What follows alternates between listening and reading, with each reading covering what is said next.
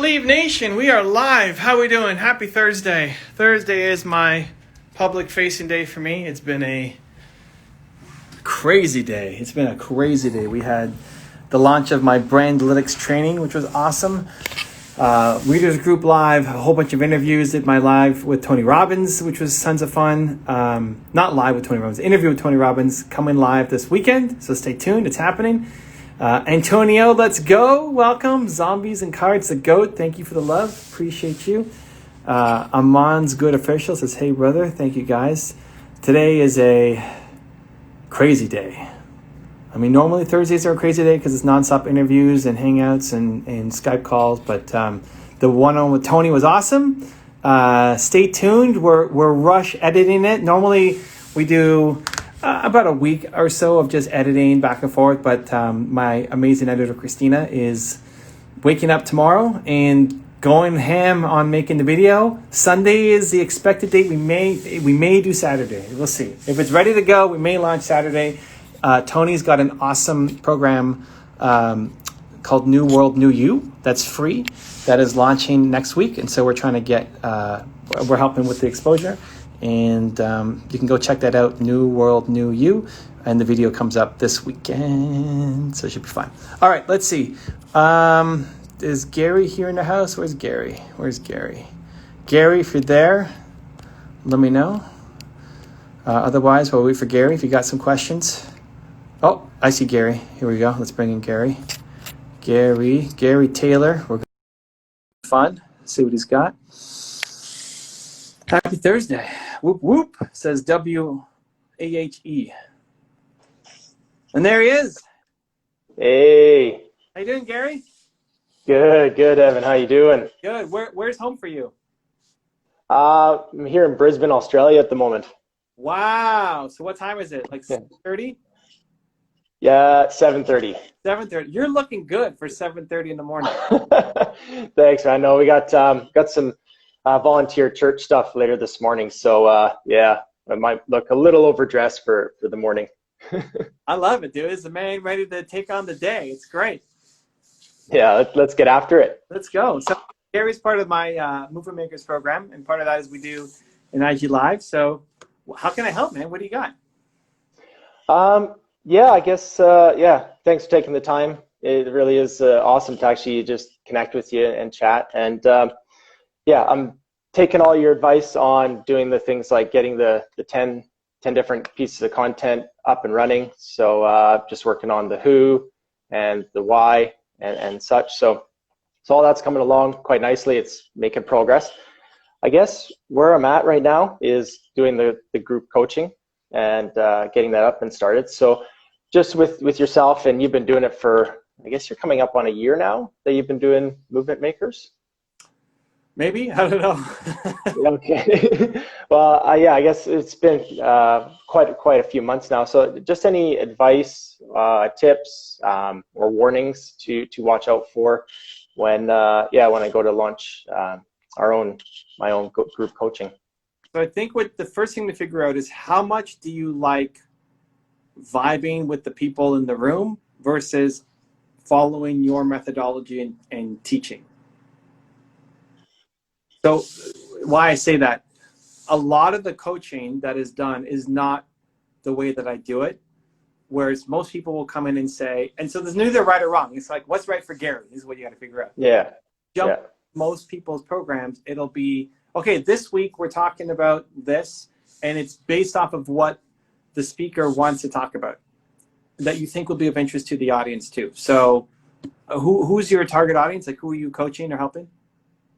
It's really just people, so body transformation, personal finances, and also working on relationships as well. Okay, great. So those sorts of areas. Hey, 2021, we're going to start the year by talking about your diet. And here's what's wrong with your diet. And here's how we're going to fix it. And here's my 8-step methodology to improving your diet and getting meal plans set up for the year, right? It's like, do they care about that? Sure. Is it going to help them? Absolutely. And it makes it a lot easier, I think, in that if you already have a methodology, you already have your 8 points, and you just get on and start talking to them.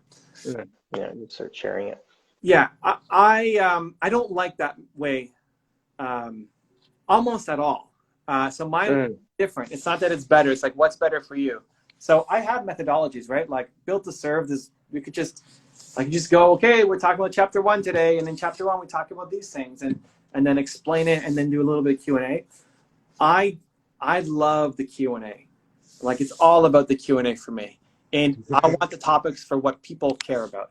So as you've seen in Movement Makers, I never pick the topic. We do a poll the week before to say, what do you want Evan to talk about with you next week? And they pick, everybody in the group picks, right? And you vote on each other's topics, and whatever the topic is, hopefully I have something to say on it. But again, we're picking topics that I know about, right? We're not talking about like hairstyles or something in my audience. So what has led to some really cool topics that I would never have done myself. So one of them was developing your first keynote speech, which makes sense for movement makers of like, hey, you're building your movement, you're going to be doing speaking gigs. What's your first keynote speech? But I would never have thought about making that a presentation topic. And so getting the feedback from the audience made it cool, right? It's like, it's different. Yeah. That's fun. It's fun, dude. Even today, my Brandlytics, so I had a YouTube Growth Bootcamp course that I was selling. And the problem with any course is most people never actually do the work of the course. Like most people who buy a book, they never read the book, you know, and my contemporaries say like, don't worry about it. That's what happens. Like most people won't buy the course. Won't use the course who buy it. Won't do the course, yeah. Dude, it bothers me. It bothers me. Like I want people to get a result, you know? So I did what my contemporary said not to do, which was turn my course into a group coaching. So now we have 2 group coaching, movement makers or people starting their movement, and Brandlytics for people who want to go deep into YouTube analytics to help you blow up your channel, which requires my time now. It's more work for me every month instead of just recording some videos and then forget about it. Go, you guys are on your own. I love the interaction. So people might look at my schedule and say that that's too crazy and you don't want to do that much, you know, work. I like the interaction. I feed off of it. So that's where you have to kind of figure out that's why I was asking the question, where does Gary fall? Do you want to show up, give the outline of the material, give them the tips, answer some questions, and then kind of leave? And then next week or next month or however often you're doing it? Or do you want it to be more based off of what they're asking, which is a lot more work.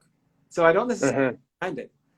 It's just more fun for me, that's all. So which camp feels more right for you? Well, I guess it's the feedback method that you're talking about. That does seem like a lot more fun, more engaging, and you actually are helping people in the moment and with exactly the problems they're facing right then and there. And you get to share your advice. So that seems to be the perfect match. But as you mentioned, it's a lot more work. I know for myself, I have time limits on the work I can do because of my volunteer work. I need to keep things in their place. So, you know, watching a lot of the stuff that Brendan Picard's putting out, like with the Growth Day and his format, it is more of a teach angle. And I like that too. So I'm just wondering if there's some sort of blend that I could do, because it seems that maybe once a month do the whole Q&A feedback type format, and then the other 3 weeks. I think that's pretty good, or even something like that. Yeah, something. You could have February be health month, and you have 3 weeks of teaching, and then 1 week of you guys pick the topics. Like you just went through 3 weeks of this. What didn't I cover that you want deeper insight into? And right? Yeah. So the balance is like, how do you design a program that works for your audience, but also for Gary? That dude, showing up for Brandlytics and movement makers is the best part of my day. It's like I show up, it's like, this is going to be amazing. I'm so excited. All of these awesome people trying to do something, and I get to be a part of their journey. It's so much fun for me that I can't believe I get paid to do it, right? Like, it's genuinely fun. I get off the call, I was like, all right, what are we doing next? What are we doing next, right? It's like too high energy almost. So it's perfect for me. Like, this is what I was designed to do. It's amazing. The other thing I would really factor in is the connection to each other.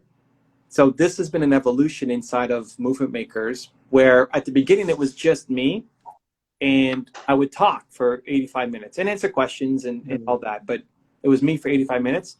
And what I wanted to do was have people connect more to each other inside the group, so that you feel like you're not alone. Like, anybody who's on a health journey, if they feel like they're all alone, it's a problem. But if they feel like they have other people like them to do it with, they're much more likely to stay committed. So it's great to get Gary once a week, but if they also felt like they had not just learning from the coach, but connecting with other players, it just increases the fun for them and chances that they're going to follow through because they're not alone. So my first attempt at it was doing mastermind calls. So kind of volunteer, hey, if you wanted to connect with somebody else in the group, let us know and we'll connect you. And you find a time throughout the week to have a call to introduce and get to know each other. I just believe there's so much great stuff that could happen if just the members knew each other more, both for members and Brandlytics. Things that I wouldn't even think of. Like, I was making introductions to people, but if they just talk to each other, you guys will come up with all sorts of different things to do that I didn't even know of, right? So it's been fun to watch inside the movement makers, people going live together, people joining each other's channels, people commenting on each other's stuff. It's like, now they're not alone doing it. The calls didn't work out as well as the breakout sessions. So we got rid of the calls, and instead, inside of my training, there's usually 15 to 20 minutes breakout session.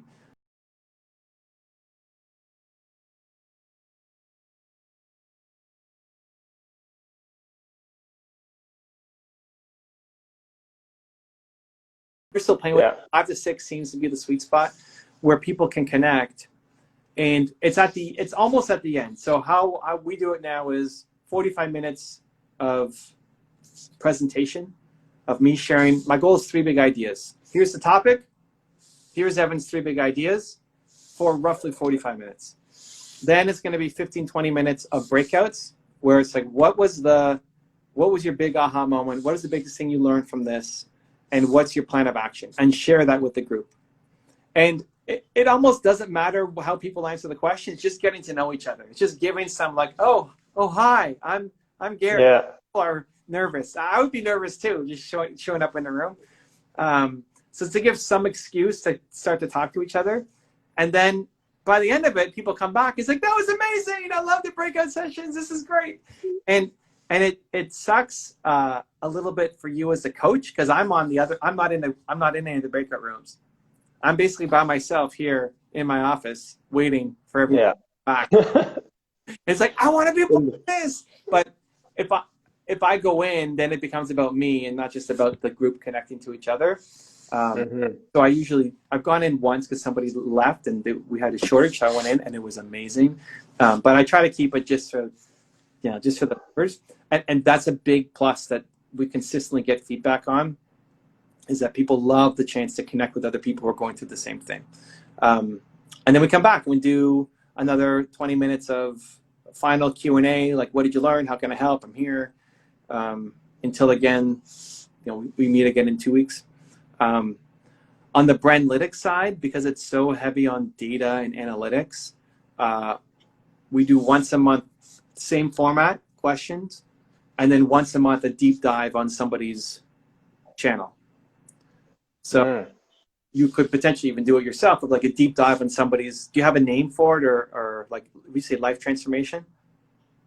Yeah, things like life transformation, body transformation, yeah. So personal finance, like a 360 assessment on somebody's life, and help them do, like, you basically do a live transformation.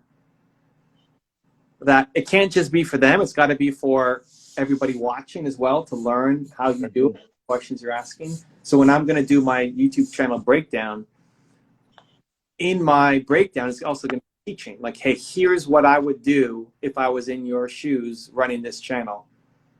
And so if you were to help somebody create their plan for that first 45 minutes, that's life-changing for them, but then also value add for everybody watching. Then they can still put their breakouts, and then they can still. So it's less teaching and more doing, more just coaching. In the moment. Yeah, like what you would do. What would you do? And it's all of your experience and background. Because somebody's gonna say, Gary, I don't know, I had a New Year's resolution and I already broke it. What do I need to do? And the questions you get asked a million times, you already know all the answers to, that you then just help them through it. So in that combination, like, you may not get it right the first time. I think at the beginning I tried to make mine too much like Brendan's. And Brendan gave me the idea for mine, by the way. Like, Brendan sat me down in Puerto Rico. I was like, you need to launch a membership. Like, really? I don't know. Okay, well, Brendan said to do it, so I'll do it. And it's been amazing. But I can't do it the same way he did, and we had to make those adjustments along the way. So if you've been part of Growth Day, HPX, and now part of Movement Makers, you can kind of take the best of what you like of the different styles and work for you. And listen, don't freak out if it's not perfect out of the gate, Cool. That's some pretty awesome advice, Evan. It really does help me structure things, give me ideas. So you gave me a handful of new ideas right there. Just even the format and trying to see what works also for myself, what style I could bring into it. And so I appreciate that. The other one I had, go ahead. It's every week? It'll be once every 2 weeks, sorry. Okay. And then that's the group coaching. And then the one-on-ones, the private coaching is weekly. Got it. Yeah, just keep people on track. Well, here's the thing. Do they have to do both, or can some people just be group and not do the one-on-one? Yeah, they can do either. They can do both or either. Yeah. Whatever you want to make money doing, show me the process of you doing it. So just good at answering questions and following a template doesn't mean that you're a good coach.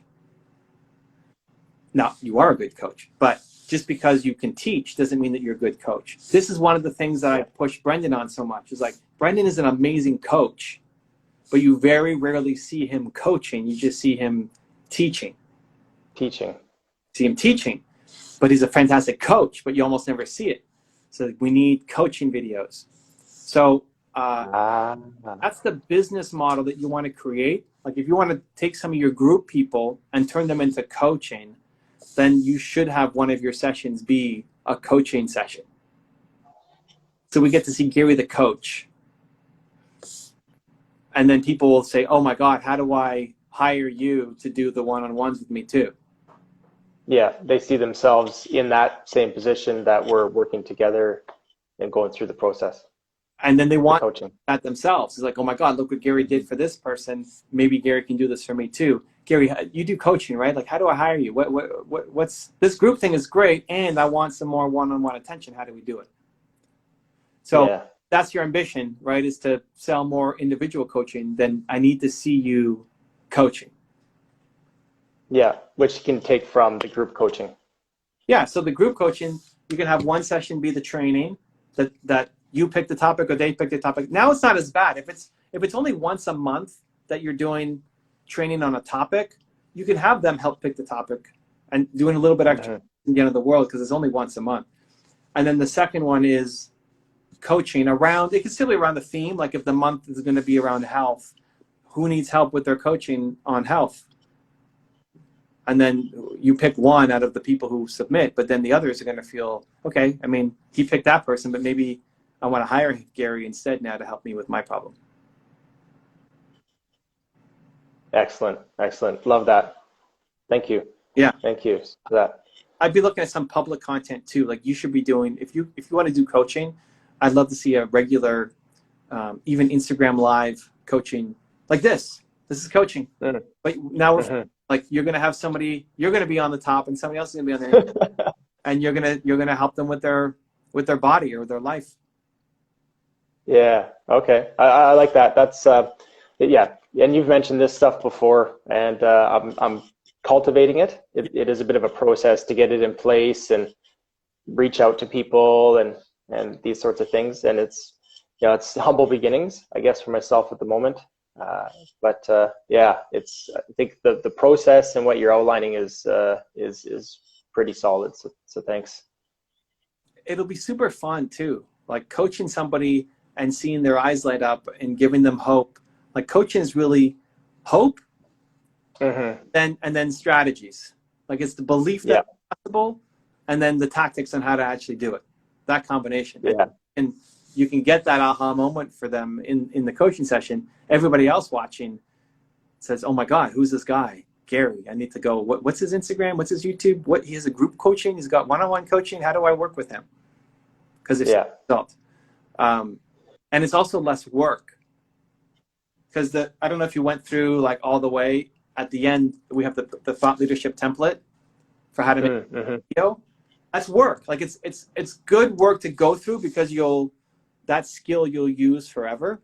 But the easier version to start is coaching because you just show up. You're going to show up to a call and somebody's going to say, Gary, I need help. And you're going to say, great, what's wrong? And they're going to tell you their story, and then you're going to help them. You're going to fix them. You know, like you don't need to have to make a typical YouTube video. You have to have structure and thoughts, and scripted and just it's a lot of work. Like 4 hours to make one video, where a 25-minute coaching call is 25 minutes because you're great at what you do. So it's a great way to get content out, especially if you want to sell coaching, right? If you want to sell coaching, I need to see you coaching. Yeah. Okay. Yeah. I know what you mean about seeing the glimmer in someone's eye or the aha moments. Haven't experienced that myself. I think that's more the reward when you actually see that point. Yeah. You're just like, wow, yes, we're making progress. Things are happening. And so that's, and that actually is what I guess is a bit of the motivator is when you do see that and you're like, oh man, what is this person going to use with this information that we just shared, and then that change that we did? How are they going to take that forward? And that's really the inspiring piece of it, really. In the last session, I talked about coaching versus mentoring. I don't know if you saw that. Watch the replay. Yep. They're live, but if anybody you really, really like from the coaching that you've done that's live, like if it's public, then it's free.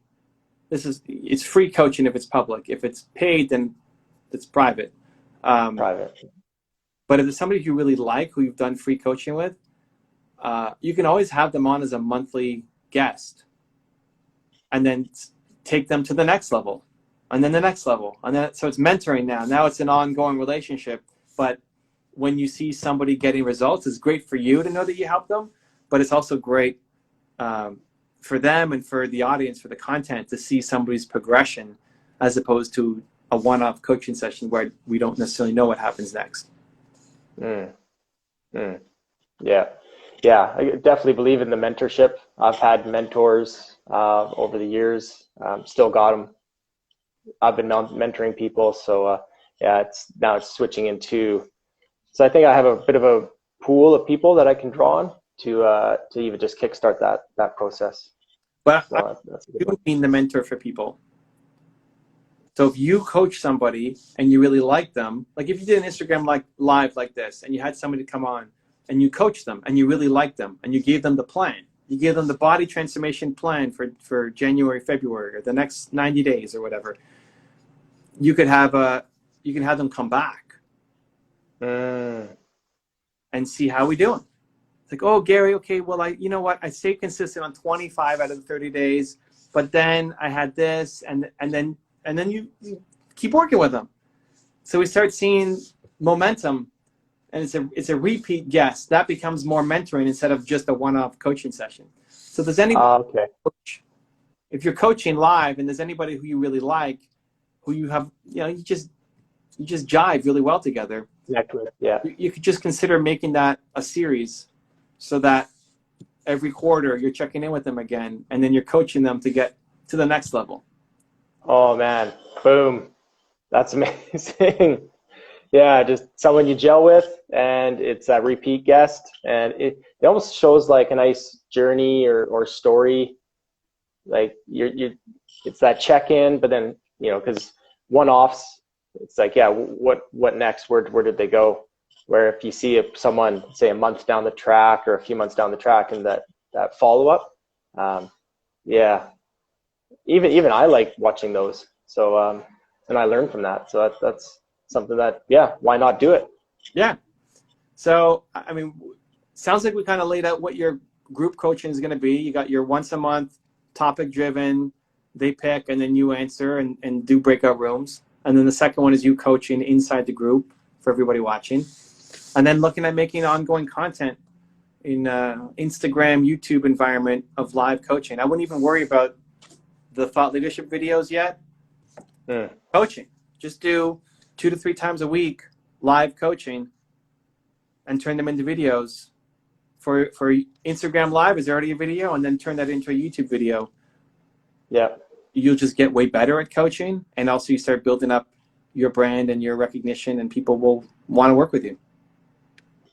Perfect. I like that. And then with the other one, doing like the teaching side of it, those ones I'll just record like to a camera with my material, which then would become a YouTube video.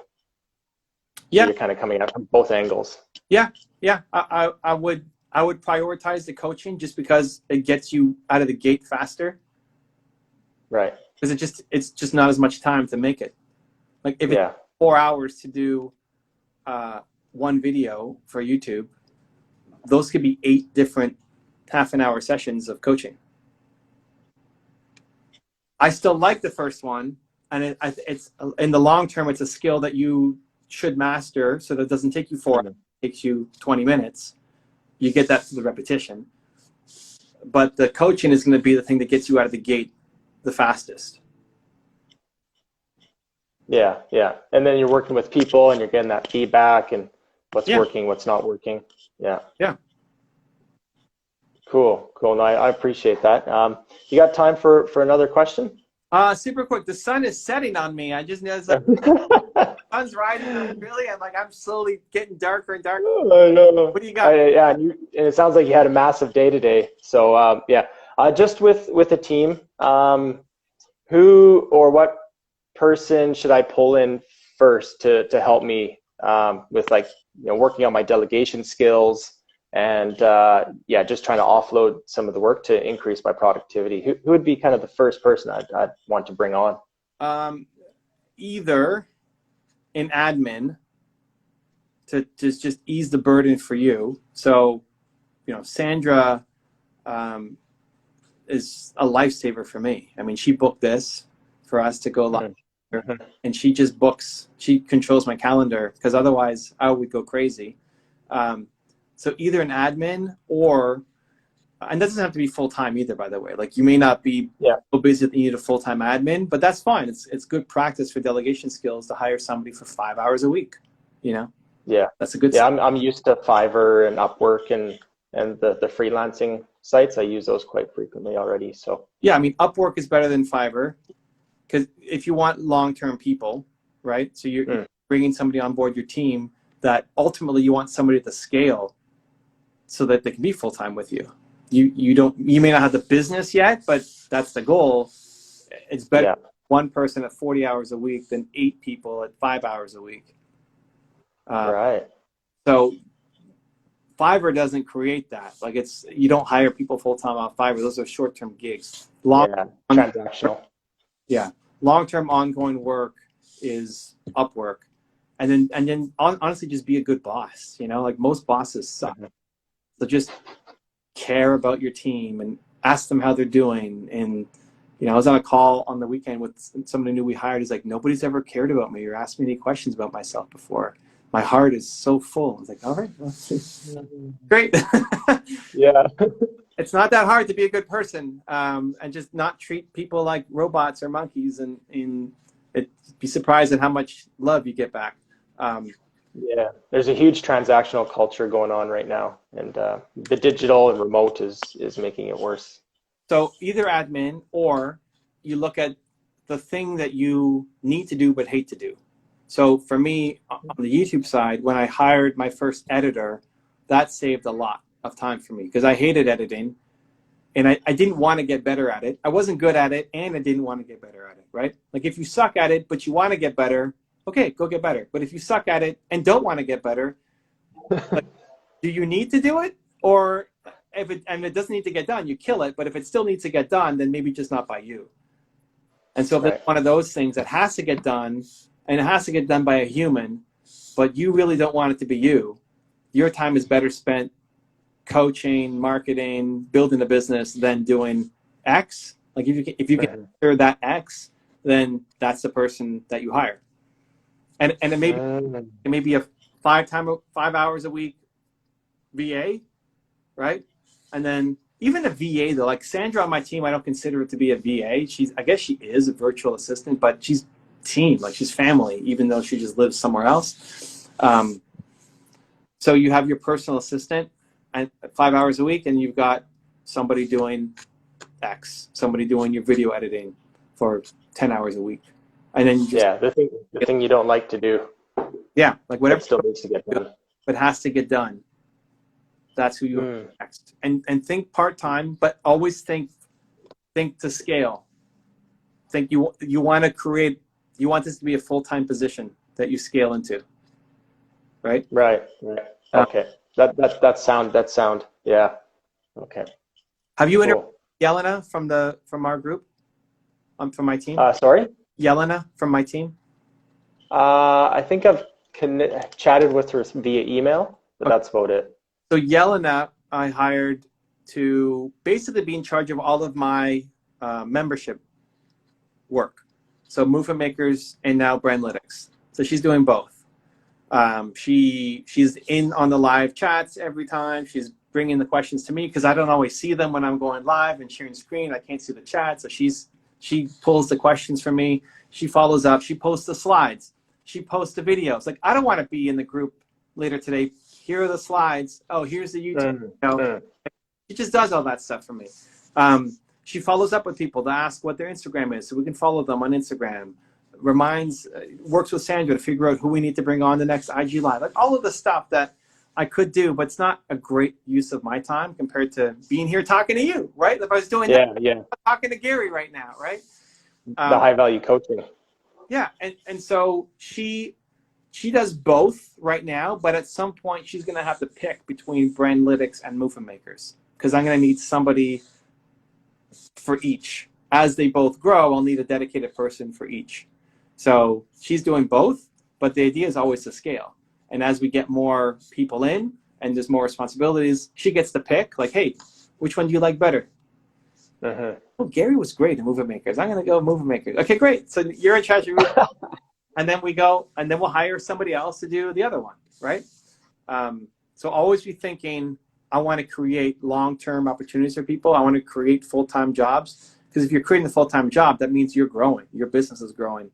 And you have ambition, right? Like your group coaching ultimately will need somebody to help you manage all of it. To respond to emails, absolutely. People, to comment on their videos, to bring you the questions, to upload the PowerPoints, like all of that stuff. You should know how to do just because it's at the beginning, but as you scale and grow, that's somebody's full-time job. So whether you want to start hiring for that person yet, you don't have to worry about it, but every part-time position, if you think about Gary in 2022, will this become a full-time role? And then working towards the milestones to make that happen. Cool. Awesome. I think that's sound because that's going to help me keep things in place and then focus on, like the coaching and Well, thanks, Evan. This has been like huge. Thank you so much. It's been awesome. Well, and this is a great example. Like your reaction right there is exactly what you need to be doing for your coaching clients. Like you feel great. You just got some wisdom to now hopefully feel like you can apply it to your life and your situation. That's a gift you can give people. But then I see the comment here from Jeff. It's awesome to watch you coach live, Evan. Thanks for the inspiration and demonstration, right? It's like that becomes the goal too. It's like, you're going to get that. Gary, it's so awesome to watch you coach live. I can't believe what you just did to help this person. Right? So it's a gift Yeah. for everybody. It's a gift for you because you'll feel great. I feel great that I helped you. The other person will feel great for receiving the help, and then your audience will feel great for having learned something and been inspired along the way. And some of those people will convert. I don't do coaching, but if I wanted to, I would just be doing this all the time. And then people would say, hey, Evan, how do I hire you? How do I hire you? How do I hire you? Right? So people will do that for you. Yeah, cool. All right. Well, thanks. Yeah, thanks for talking about people and process and covering both aspects there. And hopefully, yeah, I didn't keep you from dinner or anything after such a big day. All good. Hey, my day's still going. I got more after this, but appreciate you. Oh man. Oh. Happy Friday, I guess, for you. And yes. Yeah. Friday morning. And we'll see you soon. Appreciate you, Gary. Cheers. All Thanks, right. Ev. Bye.